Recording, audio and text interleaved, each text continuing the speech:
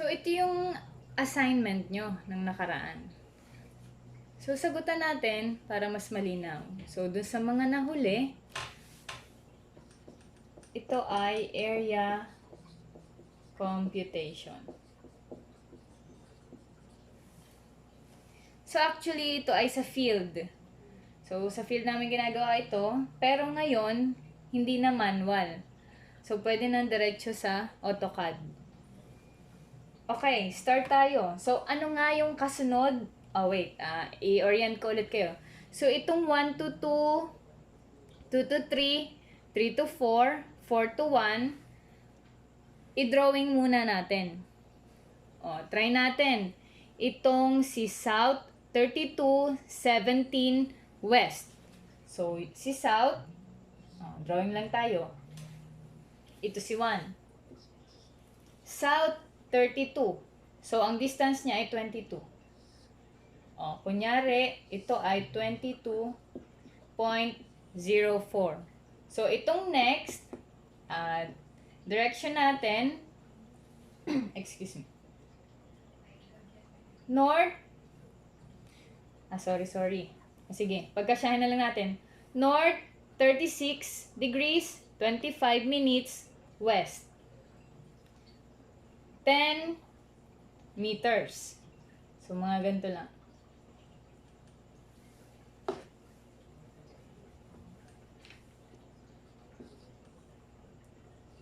So, sa pangatlong point,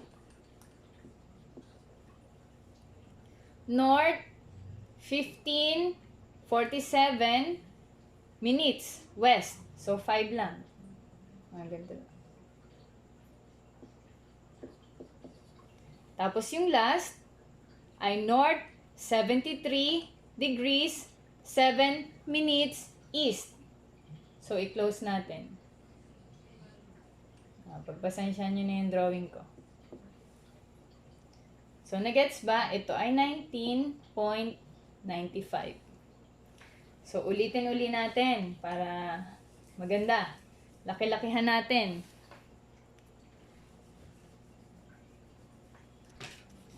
Ulitin ko ha. Itong line 1 to 2, so, simula daw sa point 1. Ano yung direction ni point 1? Number 1. South, 32 degrees, 17 minutes, west. Okay, mga dito yon. Kunyari, itong distance ay, kunyari, ganyan lang yon. So, wala naman tayong scale na pinapag-usapan dito. So, 22.04. Ito yung distance niya. So, from point 1 to point 2, ang distance niya ay 22.04. Ang direction ay south, 32 degrees. So, ito yon. South, 32 degrees, 17 minutes, west. Bakit? Kasi north, south, west, east. So, remind ko lang ulit. Yung next, from point 2 to 3 ay north, 36 degrees, 25 minutes, west, 10. Ilagay natin. Ganito.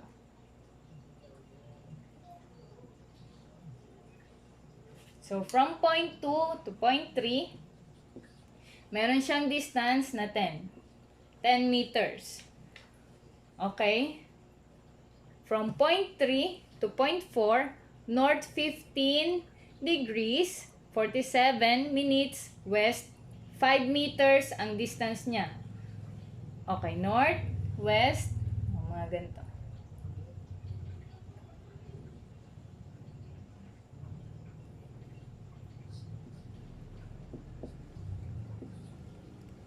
Ang distance niya ay 5 meters. 4 to 1, from point 4 to point 1 ay 73 degrees, 7 minutes, east. Ang kanyang distance ay 19.95. So, sa AutoCAD, pag diretso nyo na, ganyan. So, ang gagawin nyo na lang dyan, so, ito yung sample ko, kinopya ko lang sa AutoCAD, copy. So, ang gagawin nyo lang, type yung area Tapos, click nyo yung points. Ganyan. Tapos, yan. Lalabas na doon.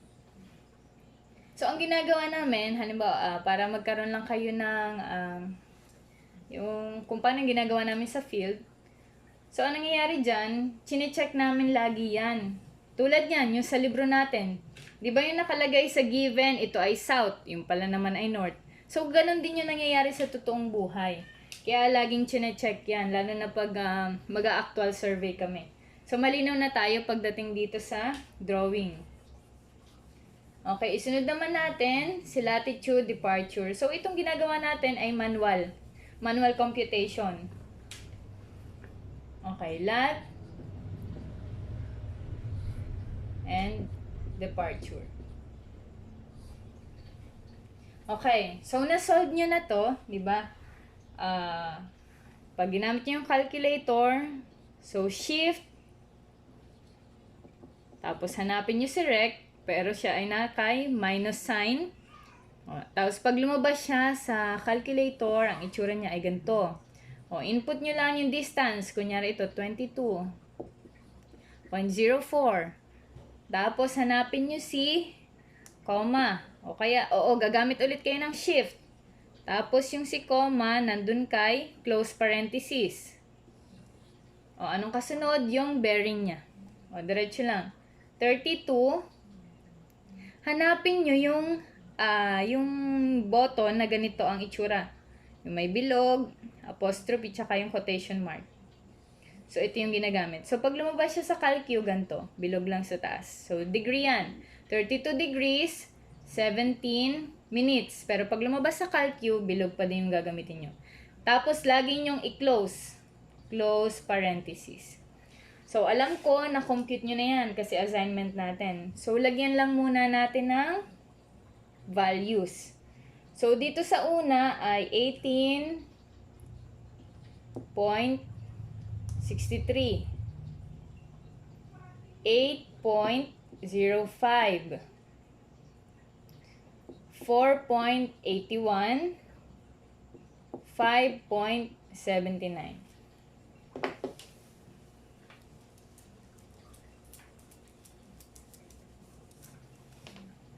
Okay, departure.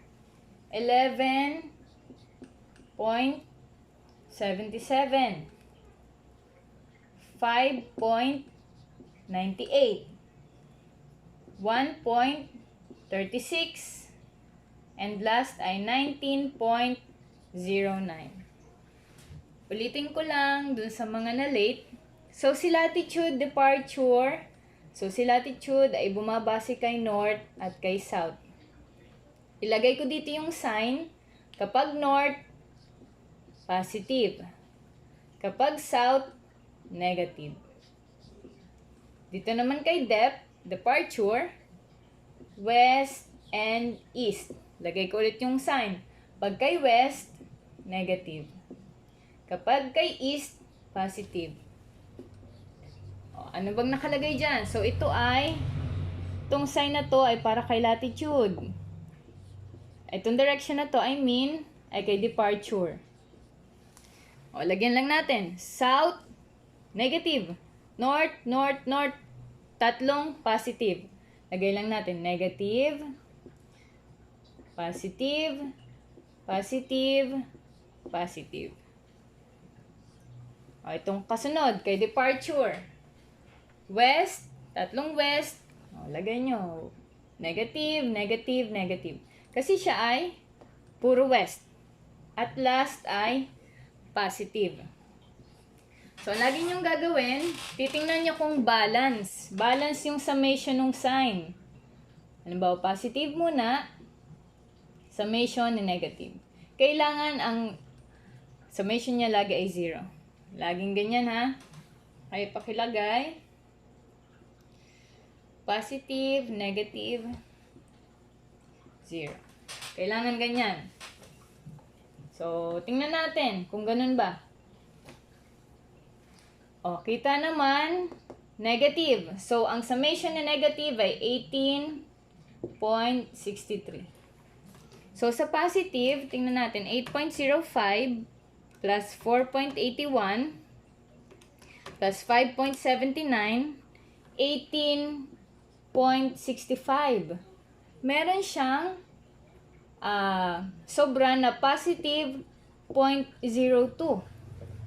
So, ang gagawin natin, i-distribute natin to. Si 0.02. Kanino? Maalin? Basta, mag-zero yung kanyang summation ni positive at ni negative. O, try muna natin dito. Ang gawin natin, bawasan natin si positive. Para lang mag-balance yung 18.63. Kasi ito ay 0.65, ito ay 0.63. So, hanap tayo kay positive sign na babawasan natin ng 0.02. Pwede rin naman na hatiin natin ito, 0.01. Hahanap lang tayo ng positive sign na babawasan natin basta ang kanyang total ay 0.02. Yan na yung allowable error na yan. So, medyo malaki-laki na kapag 0.03. Kapag 0.03 yung lumabas dyan, gumamit kayo ng 0.02 at saka 0.01. Basta pinakamalaki na to, itong 0.02. So, ang gawin natin, hanap tayo ng positive sign, ibawas natin si 0.02. So, I've decided na dito na lang kay 8.05, bawasin si 8.02. So, maglagay tayo dito ng minus para lang makita natin. Ma-indicate natin yung 0.02. So, kapag binawas natin si 8.0, pag binawasan natin ng 0.02 si 8.05, ano na lang mangyayari? Magiging 8.03 na lang. Bawasan natin. 8.03. Okay? Ano na yung summation ni positive sign?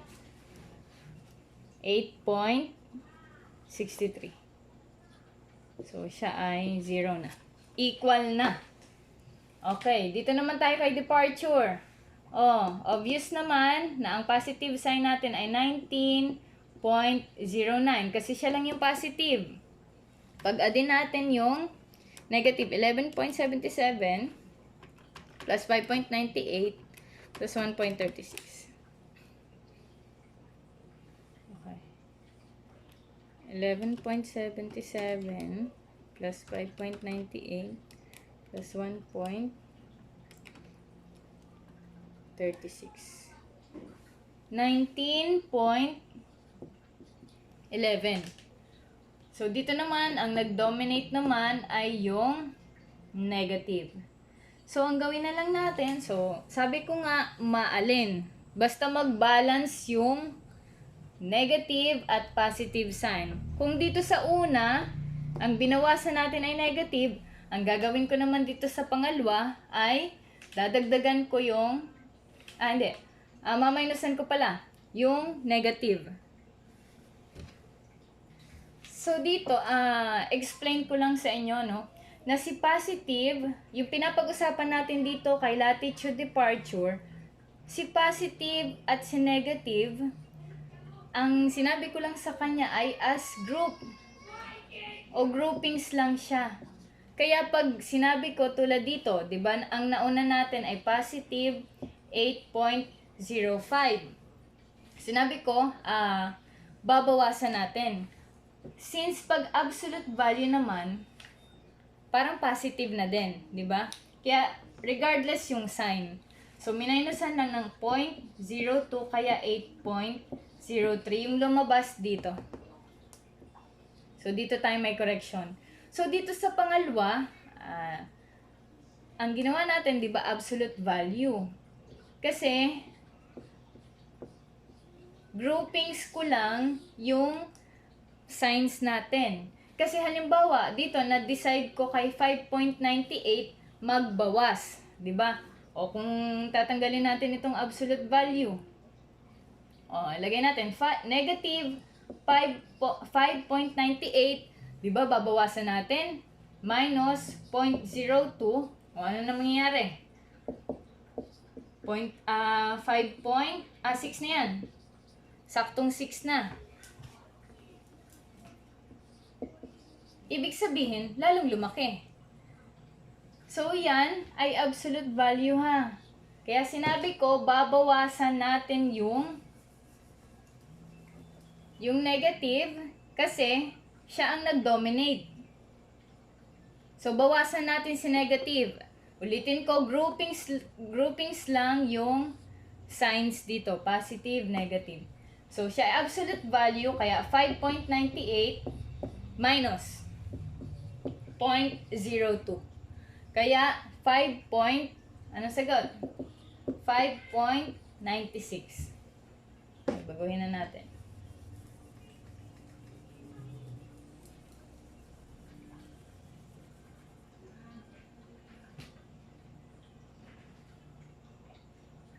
Okay.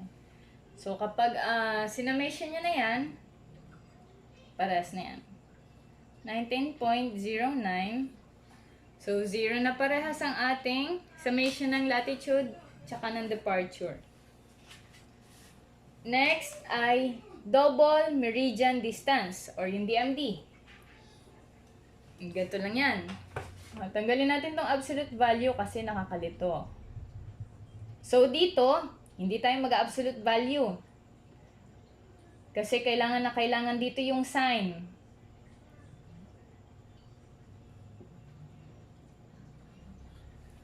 Copy nyo lang lagi yung una. Negative 11.77. So, si DMD, huwag nyong kakalimutan, laging tatlo ha. Laging tatlo yung kanyang kasama sa mga operations natin. Tulad nito. Una, ito yung steps. Steps sa DMD.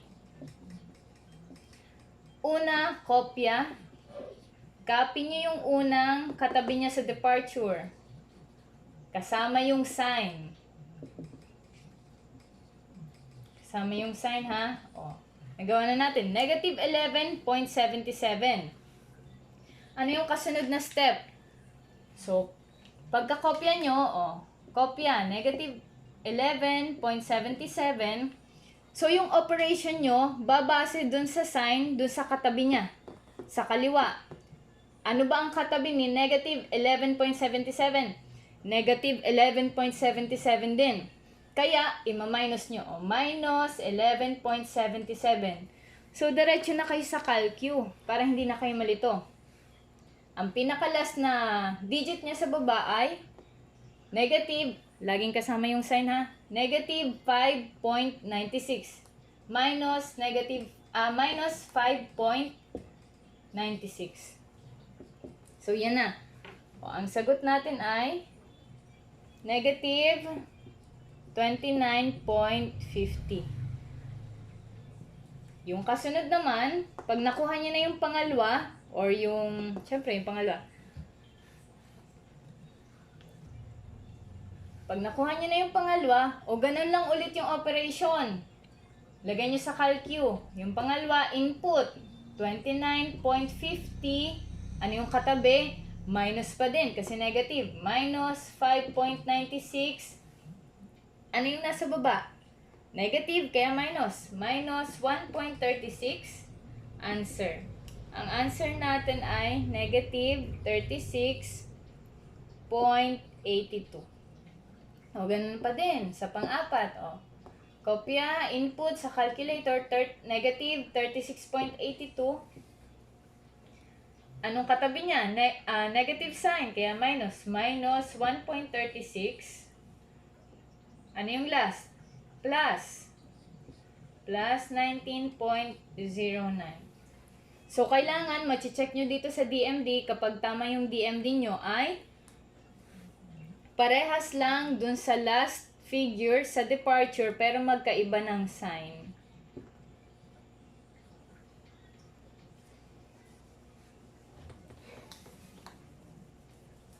So, dapat laging ganyan yung last na figure sa DMD nyo ha. Kabaliktaran nung katapat niyang departure na sign. Kabaliktaran ng sign. Tulad nito, negative, positive. Kapag ito naman yung nag-positive, yung departure ang negative. So, last na, double area or 2A. Ang gagawin nyo lang sa double area, ang pinakaelman nyo lang kay DMD ay sa departure. So, ngayon naman,